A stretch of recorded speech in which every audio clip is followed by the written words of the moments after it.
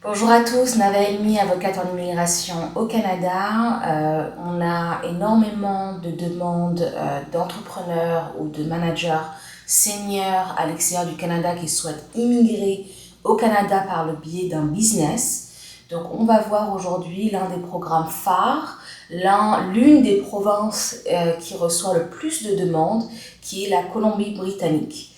Comment ça fonctionne, quels sont les programmes, quels sont les avantages, les temps de traitement, les conditions et évidemment le chemin vers la résidence permanente.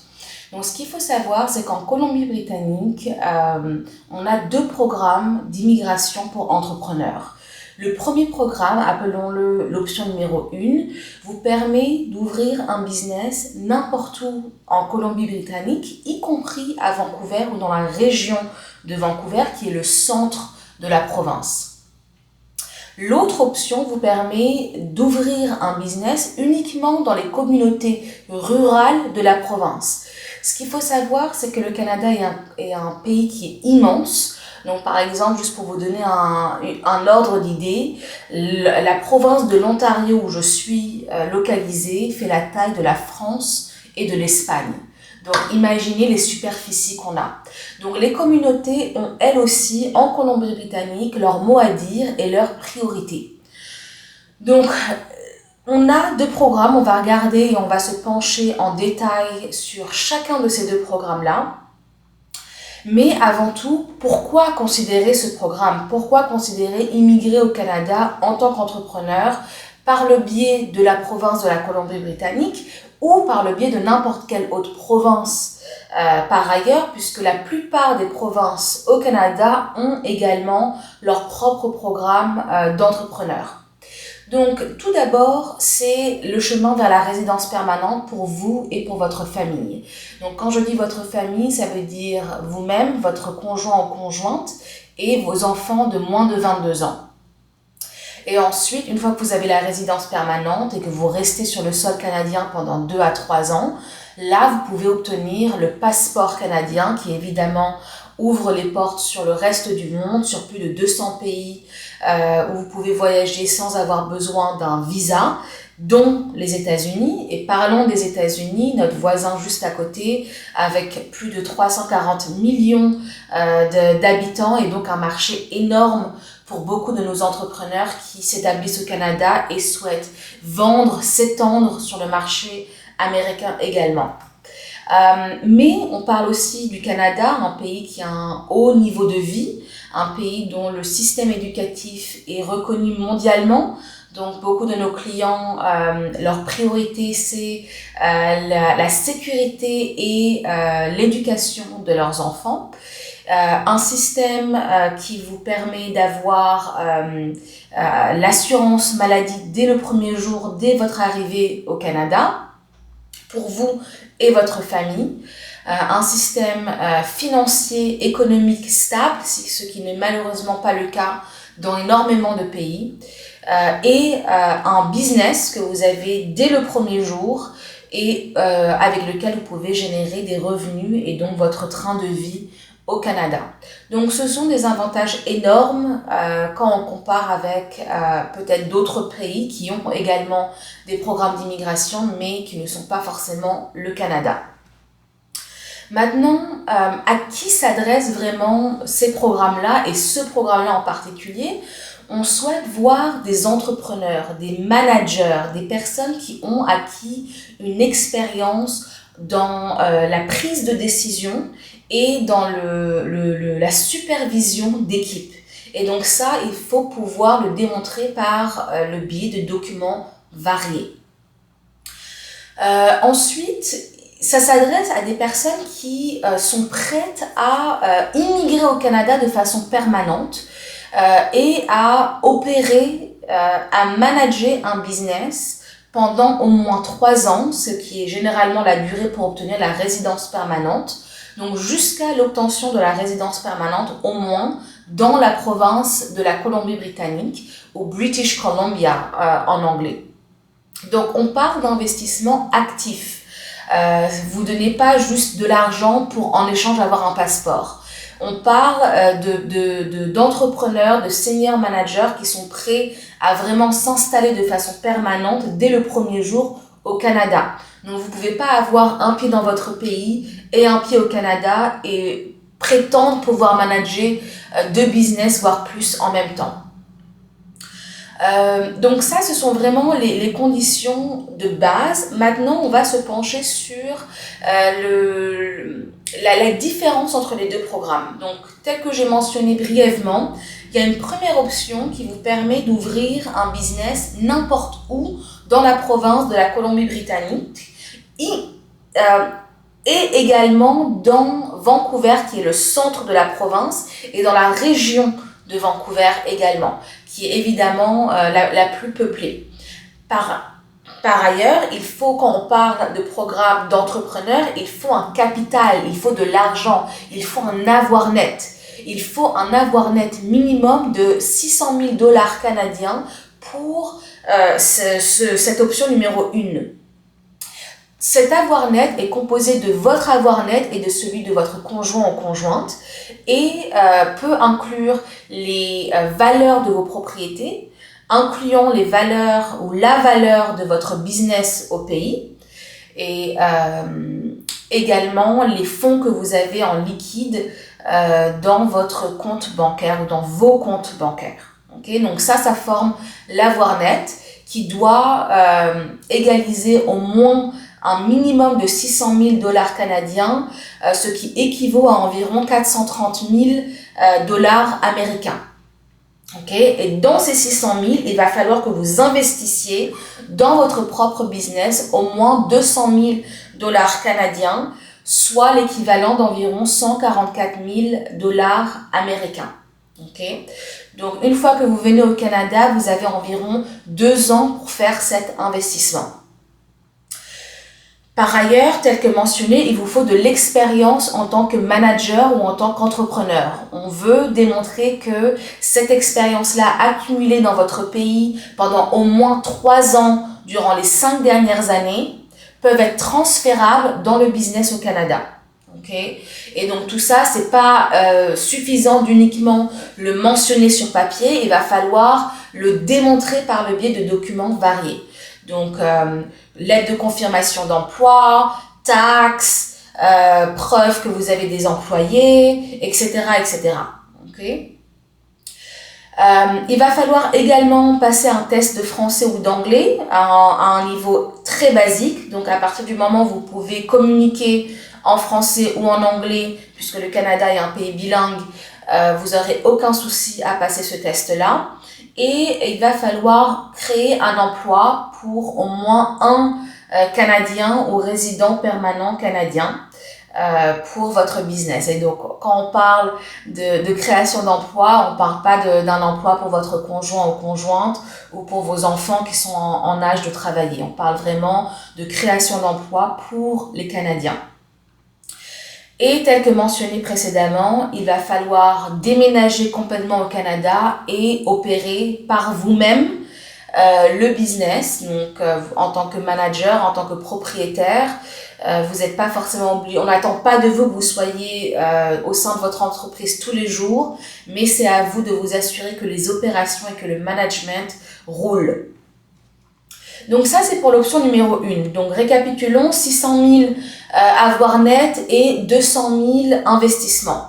Maintenant, l'option numéro 2, un tout autre programme qui cible uniquement les communautés rurales de la province de la Colombie-Britannique. Ça veut dire que vous n'avez pas forcément le choix de vous installer et d'installer votre business n'importe où. Il va falloir obtenir l'acceptation et le soutien d'une des communautés. Okay? Et la grosse différence entre l'option 1 et l'option 2, c'est également la capacité financière qui est le double pour l'option 1. Donc là, ici, on parle de 300 000 d'avoir net, 300 000 $ canadiens d'avoir net, soit environ 215 000 $ américains. Et dans ces 300 000, vous devez investir au moins 100 000 $ canadiens, soit 72 000 dollars américains dans votre propre business. Donc, vous voyez, il y a une énorme différence entre l'option 1, où on était à 600 000 d'avoir net, versus 300 000 d'avoir net pour l'option 2, et 200 000 d'investissement versus 100 000 dollars canadiens d'investissement dans votre business pour l'option 2. Donc, généralement, c'est la capacité financière qui fait la différence pour nos clients.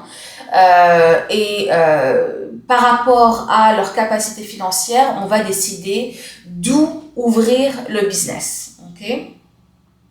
Il faut également pour l'option 2 avoir de l'expérience en management, au moins 3 ans durant les 5 dernières années, ce qui n'est pas négociable. On veut absolument que l'accumulation de votre expérience de travail soit récente. Okay? Et la différence également, c'est qu'il va falloir venir physiquement dans la province, dans la communauté où vous souhaitez ouvrir votre business et faire une visite exploratoire en personne.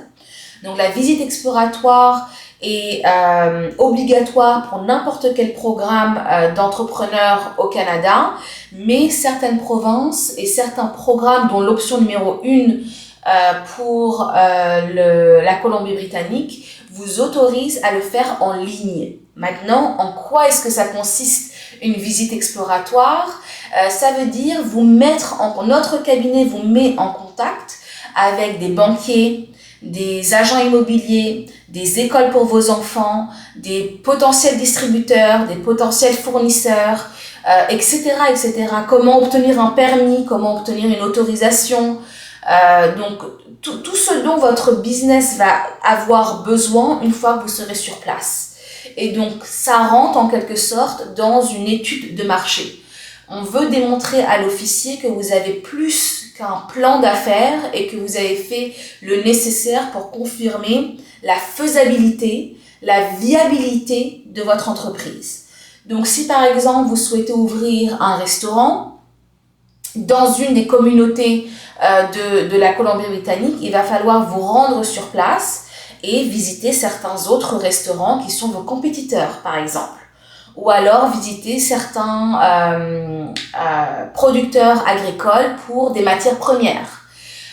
Ou alors visiter des compagnies, des agences de marketing pour vous aider à lancer et à avoir une visibilité pour un nouveau business.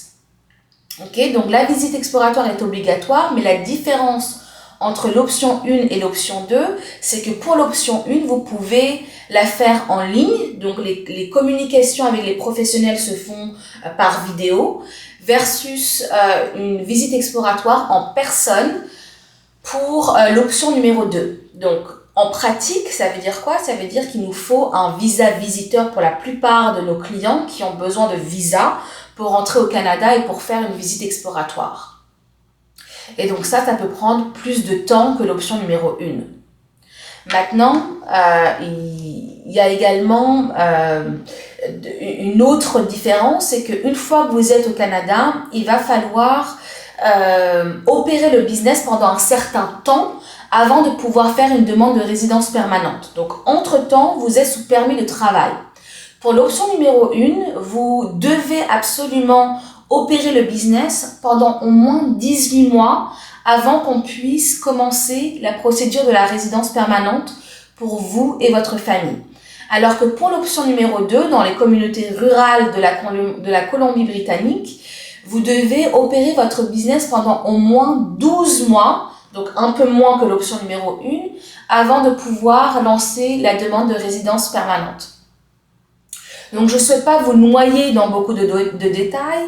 La vraie différence entre l'option 1 et l'option 2, c'est que c'est évidemment la capacité financière, l'avoir net et l'investissement minimum. 600 000 d'avoir net avec 200 000 d'investissement versus 300 000 d'avoir net avec 100 000 minimum d'investissement. Okay? Donc, la différence est énorme. Et il faut juger par rapport au profil de chaque personne. Ce qu'il faut savoir également, c'est que l'option numéro 1 a beaucoup plus de compétition.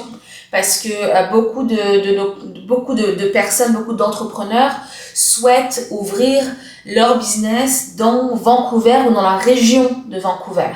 Okay? Alors que les communautés rurales, il y a moins de demandes et donc beaucoup plus de capacité, beaucoup plus de place pour aller de l'avant avec cette option-là. Okay? Maintenant qu'on a vu les conditions, maintenant qu'on a vu les différences principales entre les deux options des programmes entrepreneurs de la Colombie-Britannique, voyons en détail le processus, les étapes de la demande. Donc, premièrement, il y a une consultation avec notre cabinet pour qu'on puisse savoir qui vous êtes, quel est votre profil, quelle est votre expérience de travail, dans quelles industries, pourquoi est-ce que vous souhaitez immigrer au Canada, avec qui, quels sont les membres de votre famille. Donc, tout ça, c'est d'abord mettre en place la stratégie d'immigration qui est probablement l'étape la plus importante. Ensuite, notre cabinet vous aide dans la rédaction d'un plan d'affaires.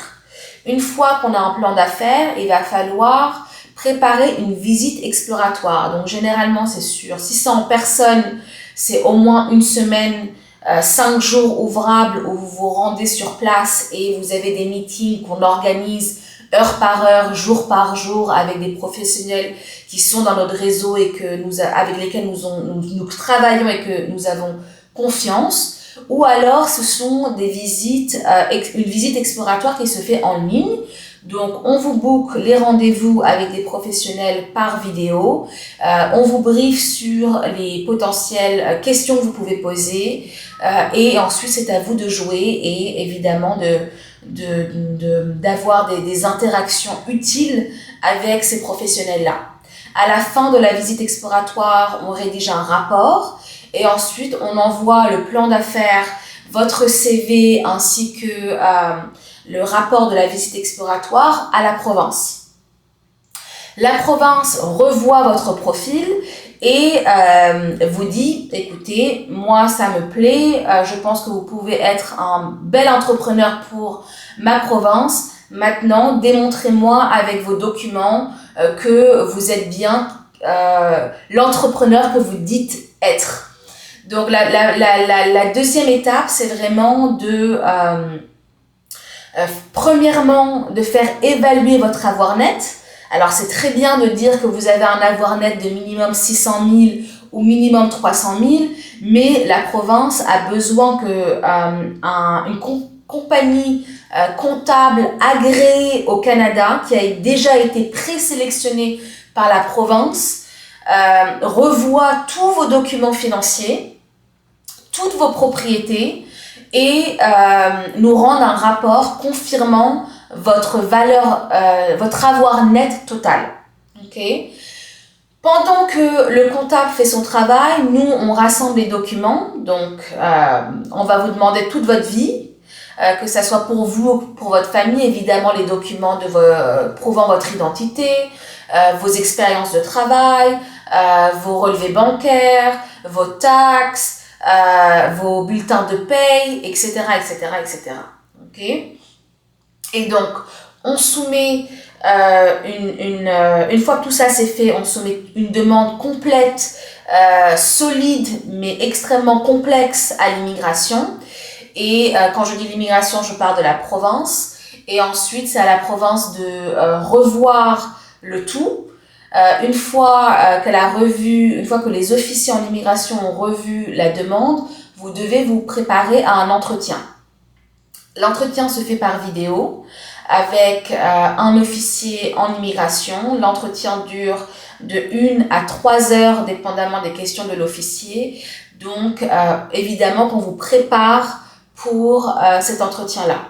Après l'entretien, vous allez recevoir une lettre de confirmation disant que tout est bon du côté de la province et que maintenant, on peut faire une demande de permis de travail.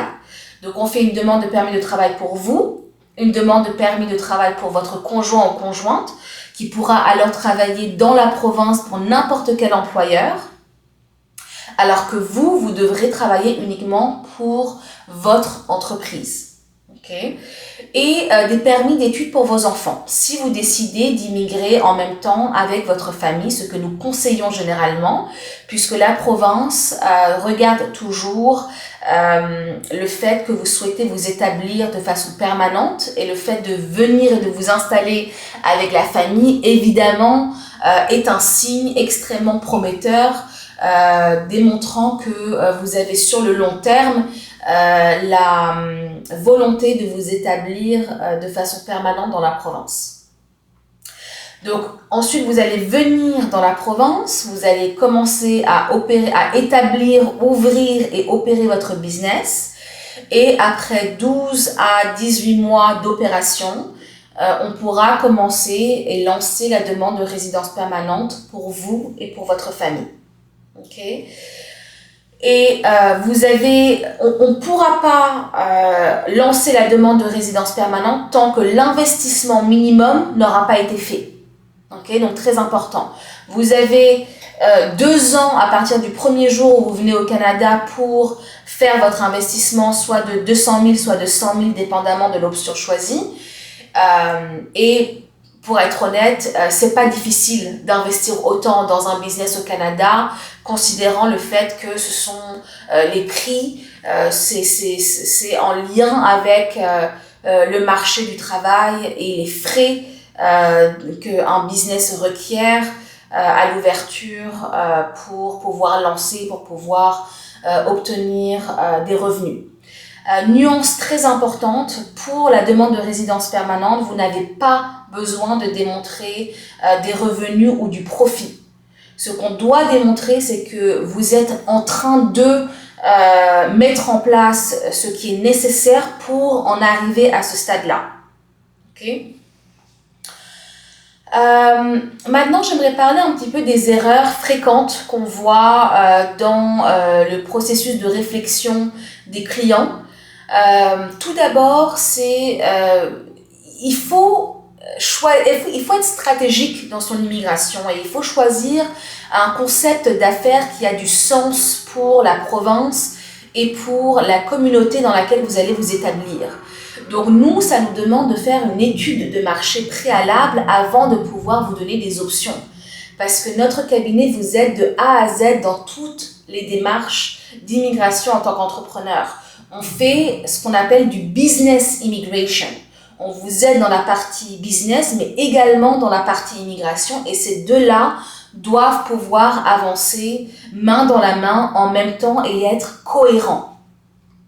Donc le concept d'affaires doit avoir une résonance, une utilité pour la province et pour la communauté. Et donc ça nous prend du temps pour matcher votre profil professionnel que vous avez acquis dans votre pays d'origine avec les besoins de la province. Donc si par exemple vous êtes médecin dans votre pays et si demain vous me dites que vous voulez ouvrir une compagnie ou je sais pas, une boulangerie, il va falloir que je puisse démontrer votre capacité à transitionner vers un milieu qui ne correspond pas à votre expérience préalable.